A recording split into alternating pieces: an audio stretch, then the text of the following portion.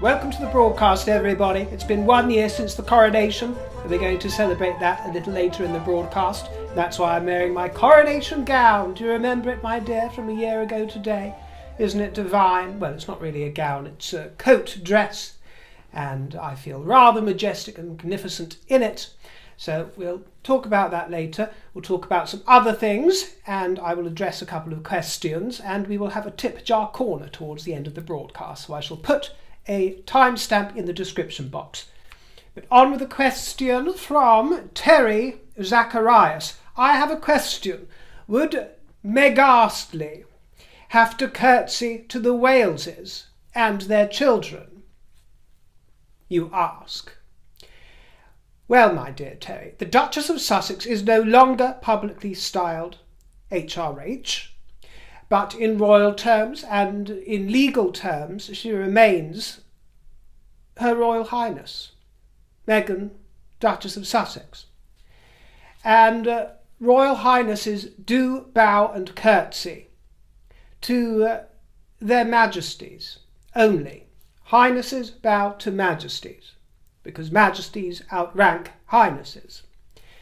So they bow to monarchs and their consorts, and it would be a sign of affection and respect if Meghan were to curtsy to William in his role as the Prince of Wales, but it would actually be quite unnecessary and superfluous. It is not really required at this stage with regards to protocol. For royal spouses that are not of royal blood born, such as Catherine, she receives her rank through her husband's rank.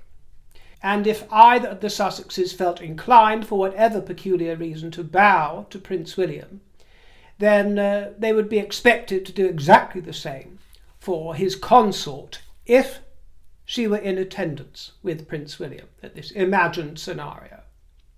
They wouldn't be expected to do it if she were not with William and they were greeting her alone. However, if and when William and Catherine are crowned king and queen, and I have every expectation that they will, so don't get it twisted, but I can't see into the future, and as you know, truth is stranger than fiction. That is why the only reason I am saying if, because nothing is a given, and tomorrow isn't promised for any single one of us. So if and when they are crowned king and queen, then both Harry and Meghan would be expected to show deference with a bow and a curtsy, to they to be in the royal presence of their Majesties, King William V and Queen Catherine, his consort. And it is no exaggeration to say that the brother of a king and his spouse, if they were to elect not to show respect with a bow or a curtsy, it would be, mark these words, the most vulgar display in Christendom this side of the Duchess of York getting her toe sucked by John Bryan. Off the scale vulgarity, it would be. Off the scale disgrace. And they know that. Harry certainly knows that. If they were invited to King William V's coronation, and I say if, with every optimism that that will not happen and that they will not be, I actually think that there is a possibility that they would see fit to bow and curtsy because it would behoove them to do so. But they would do it in a half-hearted manner, of the likes that you saw at King Charles's coronation, when Prince Harry mumbled his way through God Save the King, and his heart wasn't in it, and he didn't really want to enunciate the words so that everybody could see him, calling his father noble and gracious, and asking God to save him. Half-hearted, feeble affair, semi-hidden behind that plume, thankfully. Thank you, Annie dear, thank you. or in the manner of that mock curtsy that Meghan gave the Queen in her Netflix show. And that is another reason why I say it is possible that they would at least make a play or a show of giving a bow and a curtsy, because of the heat that they took in the wake of that moment, when even some of their fans and admirers could see that it was absolutely not cricket, A, for Meghan to give that mock performance of the grand curtsy, and B, for Harry sitting next to the gal, to support it and allow this to be published. However, as far as I'm aware, there is absolutely no requirement for them to bow to the Wales Children 3. No requirement for that. But Meghan, ever the actress, and channeling her inner Diana, well, she loves to play the silent movie star, doesn't she? Have you noticed, or at least tries to? She adds drama with the eye play, the exchanges between she and H, my beloved H, the little furtive glances. It's all a little drama within a drama going on, a scene within a scene. Curious and curious, she wants to add subtext to the plot. And you see this actually when you consider the footage of the introduction to Prince Archie, around about 5 years ago, because it's his birthday today. And you see her. Harry not so much todgering on this occasion, but Meghan todgering along, to be quite honest with you. Toddering along, here she comes, preparing for action. Well, as she struts along, she glances at H. Do you notice? And in a totally unnecessary way. And at one point, the hand goes to Archie's head for no apparent reason. No apparent reason. He doesn't need support. He doesn't need that extra moment. This is as they're walking along. Just blatantly for the cameras and for show. Very strange and so unroyal. Can you imagine the late Elizabeth doing such a thing? Vulgar. But what's wrong with her touching her son's head? Nothing's wrong with it at all, my dear. But in that context, in that scenario, when Harry's holding him and the baby's just fine, she doesn't need to be so performative. And a little slow motion blink. It's little things like this that intrigue me. Do you notice that as she plays with the hair, that she blinks just a little longer than any human would naturally? Do you understand? Playing with her, lots of preening going on with the hair. Haven't you ever heard of a ponytail, my dear? Snatch up that bonnet in a ponytail. We don't need flowing tresses. And in fairness, she then shares a rather sincere, or what is apparently sincere, thank you to the people of the kingdom, etc., etc. It actually does strike me as quite sincere when she says it, but maybe occasionally she can act rather well. And then she clambers away on trotters, on stilts. She clambers away. And as I say, that was 5 years ago, more or less this week. More or less to the day, not quite, but more or less. And this is the day that Prince Archie of Sussex turns 5 years old. Many happy returns. But more importantly, far more importantly for this kingdom, it is the first anniversary of the King and Queen's coronation at the Palace of Westminster. Wonderful memories. And seriously, my dears, hasn't it flown by? And don't we have such wonderful memories shared of that run up to the coronation, which we experienced together? We experienced the build-up and that monumental occasion, the likes of which are rare, let's put it that way, and may or may not be seen again on that kind of scale. Again, I'm not a fortune teller. It would be nice if it was seen that way. And I might be fortunate enough to see 2 of them in the future. But in 4 months' time, King Charles will have reigned for 2 years already. And that seems only like yesterday, doesn't it? Blink of an eyelid when we lost Her late Majesty and he acceded to the throne. Well, following that accession, a detailed review of patronages and presidencies has been undertaken, and to mark the first anniversary of the coronation, the conclusions of that review will be shared with relevant organisations this week, and some will lose out, I'm afraid, on their royal patronages. They're going to be receiving a letter just about now. Their Majesties and other members of the royal family lend their names and much of their time to many different charities and organisations, and currently there are over 1,000 organisations who have a member of the royal family as their patron or their president. And in the Green Park, the King's troops fired the first anniversary Coronation Day gun salute, and last year these guns were fired to mark the moment that the crown touched His Majesty's head.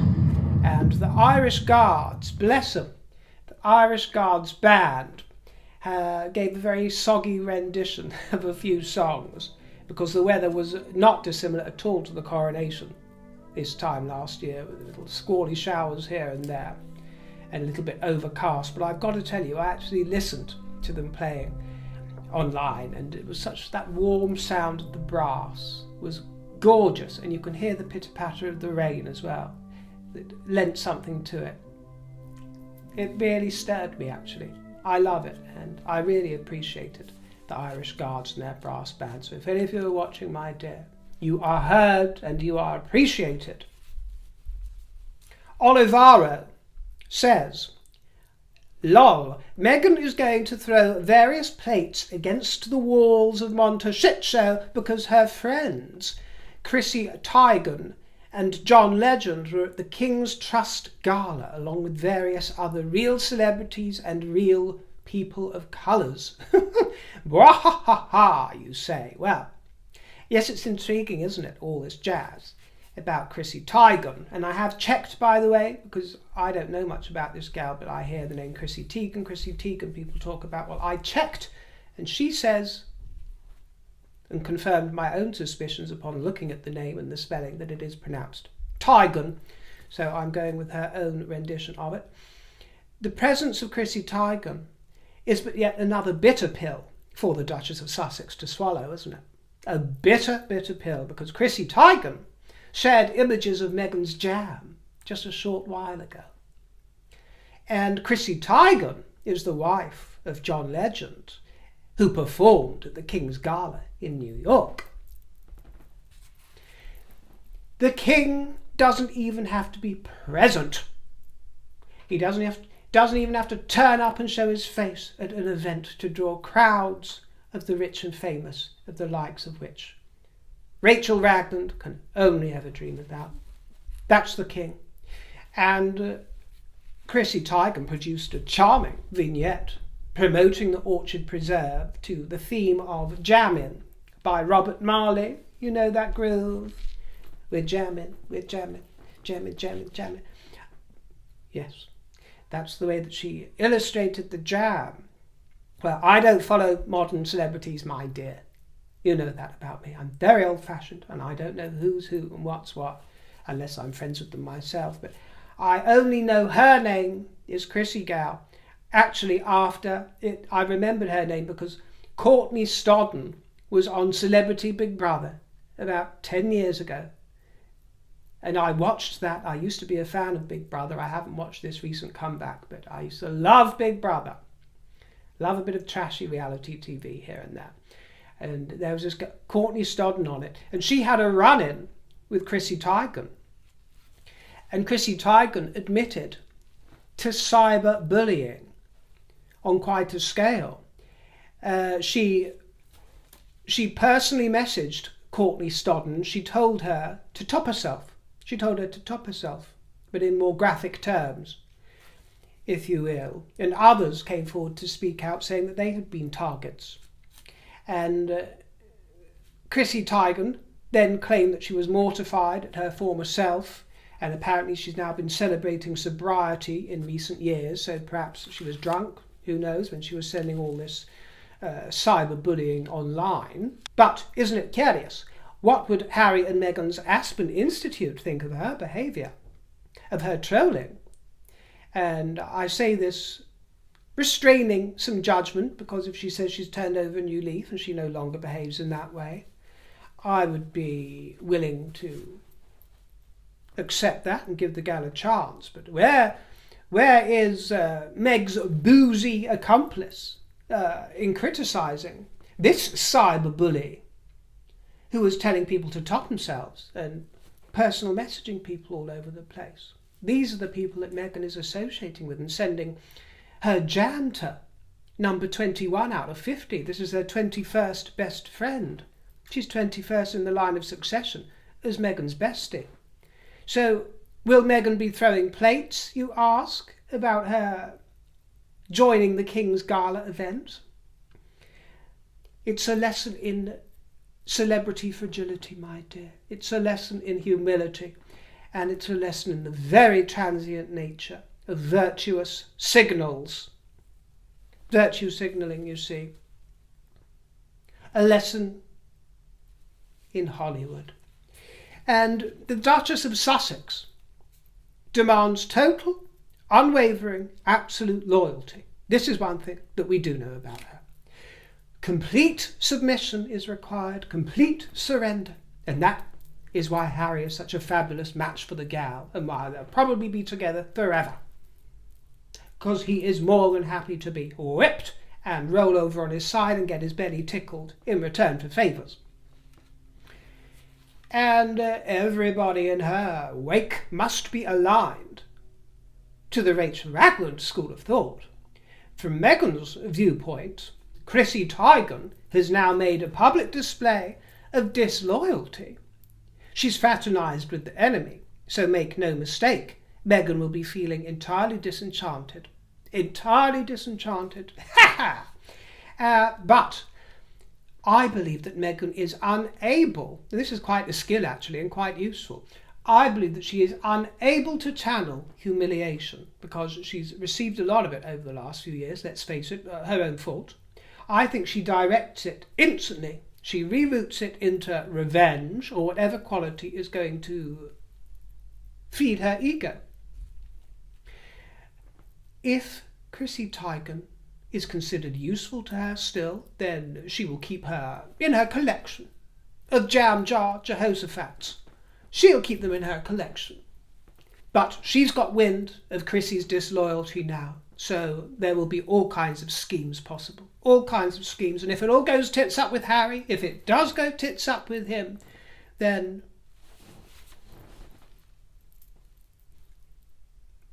Meghan Legend. My name is Mrs. John Legend, otherwise known as Meg Leg for short. I'm a living legend. You can call me Princess Legend. Wouldn't she love that? Creating her own fable. So all I will say, Chrissy Teigen, is woe betide the Teigen. Woe betide Chrissy Teigen. New York society has spoken, Meghan. Loud and clear. It was very clearly stated. And what did New York say? Despite all those accusations and all the besmirchments and all that sophistry, what they said was, we love the king, but let's head somewhere altogether more edifying and a lot more cosy. And that place, my dear, is the Narnia wonderland of our dreams. Come with me through the wardrobe. Join my hand as we fly to Tip Jar Corner.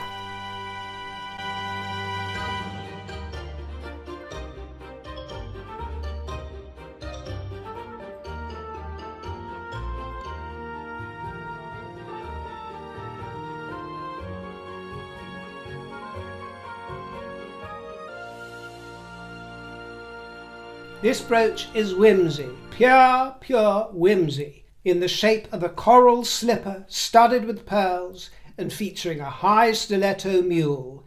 Mid-century, retro vibes. It jumped out at me at a charity shop and I just had to have it. And the coral actually would have looked rather fetching with my white and platinum look today, don't you think? Perhaps I missed out, but not really glitzy enough for today's affair. But I'm looking forward to wearing it for you. And you can tell me who this chap is if you recognise him. You might have seen this cup and saucer set at my side on a few broadcasts. But it is what? An espresso cup, would you call it? A sipper, I suppose, in a light purple actually it is, almost burgundy, but a light purple with a gold scalloped rim and a handle that catches the light, together with gold curlicues to the saucer and a repetition of the grand portrait in the middle there, on the centre of the saucer. A very dainty yet handsome piece. and it was the rich royal colour that drew me in. But let me know if you know who this character truly is. This fruity necklace in a bright shade of teal fizzes with the joy of spring. Yellowy gold sunbursts of warm saffron surround an intricate halo of aquamarine and topaz. 4 large faceted lozenges in oval shapes are suspended from a string of small beads and stones in palest shades of greens and blues. I think it is just so full of joy, so full of joy. And this necklace is in a very beguiling shade of champagne, sparkling water, rose gold, with undertones of pink. It's quite indefinable actually, this colour, but it's very delicate. And there's one larger stone, crying teardrops, at the base pendant. And it's obviously been created to scintillate and beautify one's throat and neck, and to be unclasped by your gentleman of choice. Oh, romantic. A romantic piece, I'd say. Yes, snatch it off me, dear, snatch it off. Unclasp me. Now, I did pick this up in a moment of silliness, and it's not going to look especially good on camera, so I'm not sure if I'll ever wear it for the broadcast. But it was only £2, and it goes to charity, so who cares? I was in a silly mood, and I rather liked this kitsch gummy bear necklace, a silver chain, and what looks like edible candies. That's what I loved about it. Perhaps I was hungry at the time when I was in the shop, but I wanted to give them a good chew. And you can see here the gummy bears are rendered in replica stones of amethyst, tourmaline, ruby, peridot, and topaz. Ooh, I'd just like to give them a good chew. Do you know what I mean, my dear? Just in the mood for crushing them up with their juicy sweetness. These are the Jewel City Sparklers. I picked them up for £3.25 at a charity shop, but originally they were by Jewel City. Jewel City, nothing but the best, my dear, on this broadcast. Nothing but the best, and the finest gems and the finest jewels. Jewel City, wrapped in polythene. Wonderful. This is a fancy with large pear-shaped diamante stones suspended from a creamy mane of gold foliage, and it's encrusted with blue gems in assorted shapes. Quite unique and full of wonder. And just a couple of books to share with you, and I'll read a couple of short passages from them. I couldn't resist picking this up when I saw it, because Meg's friend could be Chrissy Teigen, not anymore. Take your pick, any of those 50 jam jar Jehoshaphat's it could be. Meg's Friend, this is £1.99 from Oxfam, and it has got a very nice cover actually, by Alice Corcoran. Alice Corcoran. And when you look inside, you see that it is, or once belonged, to St Mary's Girls' School in Bangor. Bangor is in North Wales, for those of you outside of the kingdom. And it was presented to a Miss Myra Morris. And there are a few parallels with this book and Meghan Markle, because double M for a start, Meghan Markle, Myra Morris. And it was presented for brush drawing. Isn't that wonderful? It takes you back, doesn't it? Because this book was 1910, Christmas 1910, when it was gifted. And it just takes you back, doesn't it, to that gentler age, with none of the trappings of modernity. Brush drawing, and everyone was so talented at it back in those days. And I'm sure that the brush drawing would put Meghan's so-called calligraphy or handwriting to shame. But no, it wasn't the Immaculate Heart, it was the St Mary's Girls' School in Bangor. In Bangor, Wales.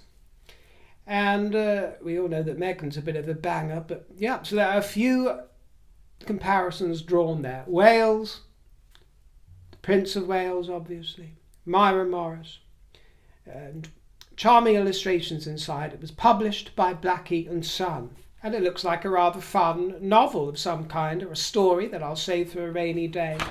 Fun chapters with fun names such as Woodland Gossips, Piteous Pleading, Sorrowful Anticipations. I love the word play. Cold Welcome, a cold welcome. Maybe that's the chapter on Catherine. She wouldn't hug me when I leapt into her arms. Meg passed a village. The people were astir in the streets, and the shops were open. Everything sparkled in the sunshine and cast a blue shadow. The baby was crawling on all fours, its little blue shadow by its side. A woman in the doorway with bare arms akimbo was chatting to a friend. Some geese were waddling down, moving spots of incomparable whiteness. A cart full of hay was standing in the glare of that morning sun. A red-armed girl was milking a patient cow, and there came the pleasant sound of the milk as it rushed into the pail. It was 8:30 by the church clock, the face of which was a blob of brightness.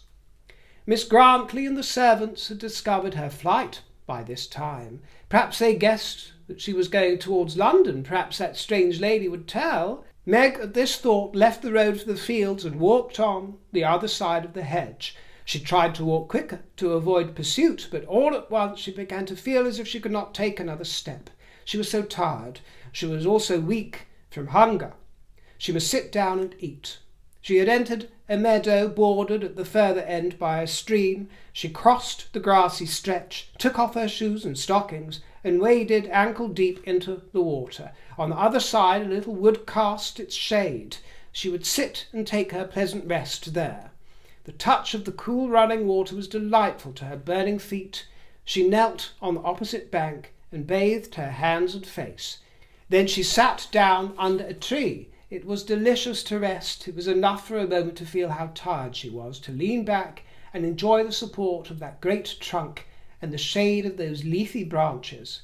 No queen ever sat on a throne more restful, nor under a more dainty canopy. She took out the bread and butter. She wouldn't touch the cake yet, and began to eat. Her request was a banquet. It tasted of all the penetrating sweet perfumes about her, of the honey-laden breeze, of the fruity sunshine. Well, this is gorgeously written, so hopefully I will get around to reading it. Wonderful. Another old book that I picked up by Mrs. Jerome Mercier, By the King and Queen.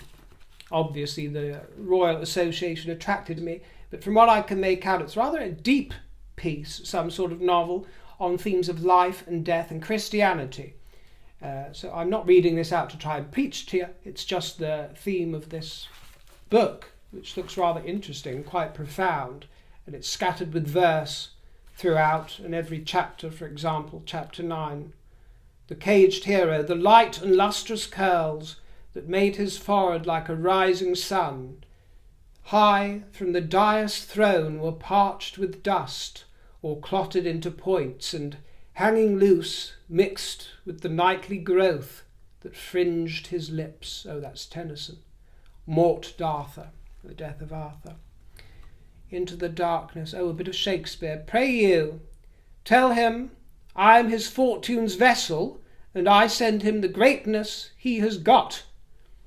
I hourly learn a doctrine of obedience, and would gladly look him in the face. What else have we got? Reunited by Bowles. O poverty, though from thy haggard eye, thy cheerless mien of every charm bereft, thy brow that hope's last traces long have left, vain fortune's feeble sons with terror fly, I love thy solitary haunts to seek. For pity, reckless of her own distress, and patience in the pall of wretchedness, that turns to the bleak storm her faded cheek, and piety that never told her wrong, and mild content whose griefs no more rebel, and sorrow, listening to a lost friend's knell, long banished from the world's insulting throng, with thee and thy unfriended offspring dwell. Nearly couldn't read that, my dear, the writing's so small and I haven't got my speckies on, but we got there. Daughter, fear not, said Bran solemnly to the dying woman. It is true indeed. In Rome I saw those who had seen the Lord himself, who had heard his gracious words, and seen the signs he worked to help men to comprehend that he was God indeed. He forgave sins. Who but God can do that? And in sign thereof he raised the helpless man to strength, He brought the dead to life at a word. He created food enough to feed thousands at a meal. But the greatest sign of all was in his presence and his face and voice and loving laws. Fear not, daughter, but believe. Tell me, do you all here believe that Jesus Christ is the Son of the living God? I do, each answered. Lucindora first, the others solemnly, after a pause of thought. Then bring me water that I may baptize you, the first fruits to Christ in this wild region, in the name of the Father, the Son, and the Holy Ghost. Water was brought. The sign of the cross was made upon Lauren's brow. Thrice was she sprinkled in the holy names, and with the sacred sign came such a flood of light upon her face that it seemed as though the Sun of Righteousness were bathing her in his rays. Solemnly she waited till the ceremony was ended and all were baptized. Then, spreading out her hands to each of her dear ones, who seized and held them, she said with broken breath, "The God of love, the true God, and his blessed Son keep you both, my darlings. I know not where I'm going, but I feel it is to him, and we are safe. With him we must meet again. Father, I have no fear." The aged Bran, standing by the bed, poured forth a prayer for mercy on this parting soul, and as he spoke a blessing, the spirit left her frame. And it's time to snap shut the book on yet another chapter of the River broadcast. And I look forward to opening a new chapter with you very soon. Thank you for joining me, my dears. Thank you most sincerely to anybody who sent me a tip jar treat for my pains. It's very kind of you, and I really do, as I say, appreciate it very much, and I appreciate your fruity company. Thank you for joining me. Do leave me a juicy comment, and I will see you next time, my dears. Ta-ra and toodle pip. Channel the royal spirit.